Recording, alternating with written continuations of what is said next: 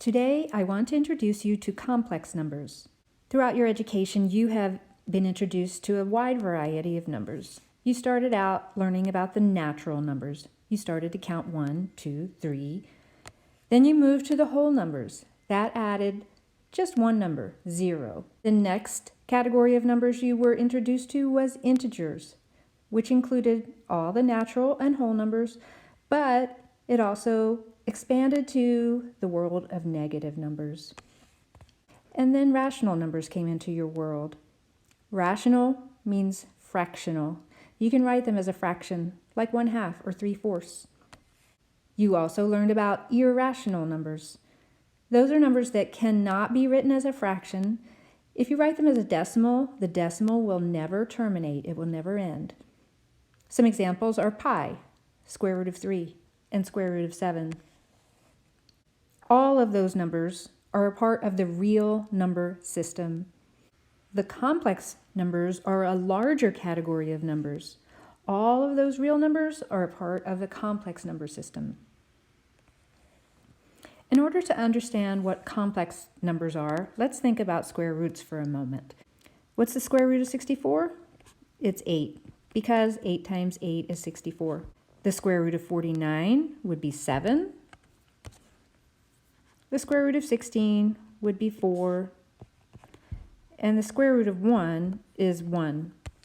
But we run into a problem when we get to the square root of -1. What number times itself is equal to -1?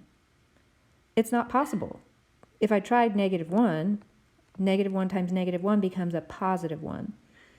Because it's not possible to write the square root of -1 as a real number, mathematicians came up with a new number, and they called it the imaginary number. The definition of imaginary numbers is that I squared equals -1. This I represents an imaginary number, and when you square it, you get the -1.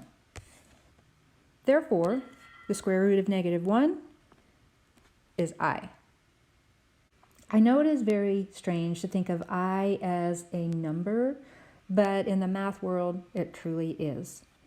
Let's think for a minute about the powers of I. I know what I squared is. By definition, I squared is -1. I know what I to the first is. It's the square root of -1. I to the 0 is 1, because anything to the 0 power is 1. As I think about I to the third, let's take I squared times I. I squared times I to the first. Well, I know what I squared is.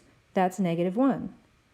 So it's just -1 times I, which is -I. I to the third is -I. Let's think about I to the fourth. I to the fourth can be thought of as I squared times I squared. But I squared is just -1. So -1 times -1 is a +1. I to the fifth, well, that's I to the fourth times I to the first. And I know what I to the fourth is. It's 1. So I have 1 times I to the first, which is just I. I to the sixth could be thought of as I to the fourth times I squared. I to the fourth we said was 1, and I squared is -1, which gives me -1. And I to the seventh is I to the sixth times I to the first. I to the sixth we said was -1 times I to the first would give me -I. Notice the pattern here. I to the 0 was 1, I to the fourth is 1. I to the first is just I to the fifth, I squared -1, I to the sixth, -1. I to the third was I to the seventh is -I. And that pattern would continue to repeat. I to the eighth would be 1. I to the ninth would be I. Just go down the column. So how do we use I to simplify radicals? If you have the square root of a negative number, we're going to have to use I to simplify it. We never leave a negative under a radical. So let's look at example A. We have the square root of negative 9. Negative 9 is negative 1 times 9. Well, that negative 1 is I. So I'm going to call that an I in my final answer. We know 9 is 3 times 3, so the square root of 9 is 3. My answer would be I times 3. We always write real numbers before that imaginary number, so we would call that 3i. The 3 was the square root of the 9, and the I was the square root of the negative 1. Example B is the square root of negative 32. So I want to take that negative over by itself. Negative 1 times 32. So the negative 1 is going to be I when I pull it out of the square root. The 32 I can think of as 2 times 16. And then the 16 breaks down to 4 times 4. So the 4 is going to come out of the radical because the square root of 16 is 4. I'm also going to bring an I out of the radical because the square root of negative 1 is I. The 2 doesn't have a partner. He's got to stay in the radical as the square root of 2. So the 4 came from the square root of 16. The I came from the square root of negative 1. And the square root of 2 came from that 2 that was alone. Example C. So that negative 2 outside is just going to stay out there while I break down the square root of negative 75. The negative is a negative 1 times the 75. That negative 1 will be an I when I pull it out. The square root of 75, I can break down that 75 as 3 times 25. And then I can break the 25 down to 5 times 5. So I have a pair of 5s that can come out of the radical. I have a 3 that has to stay in. So what can I bring out? Don't forget about the negative 2. That's a part of my final answer. I also have the 5 that comes out of the radical because that's the square root of 25.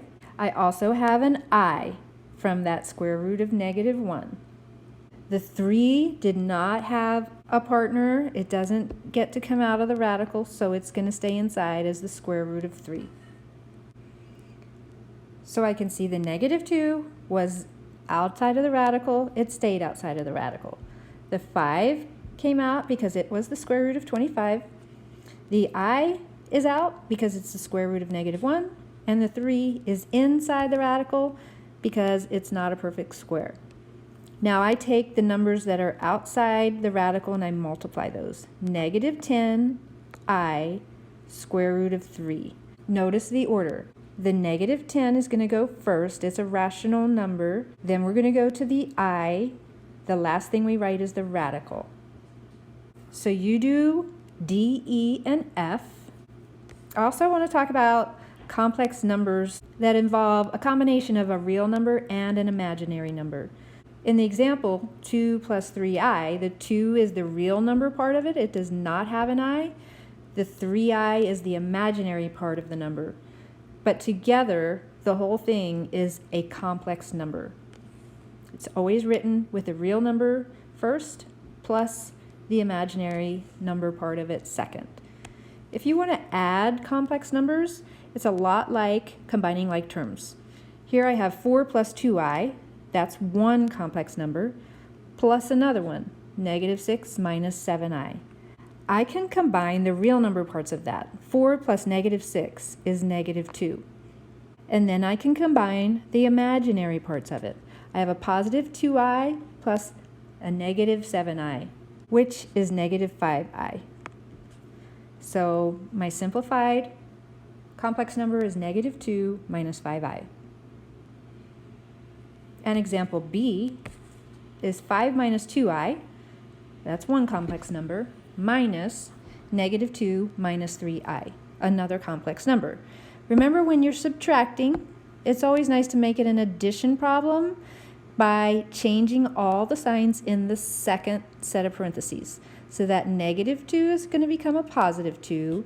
The negative 3i is going to become a positive 3i. I just multiply them both by negative 1. So now I can start combining my like terms.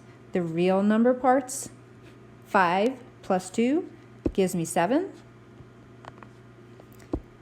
The imaginary parts are negative 2i plus a positive 3i, which is a positive 1i. You don't have to write the 1 with that, just like with variables. You guys do problems C and D and then turn it in.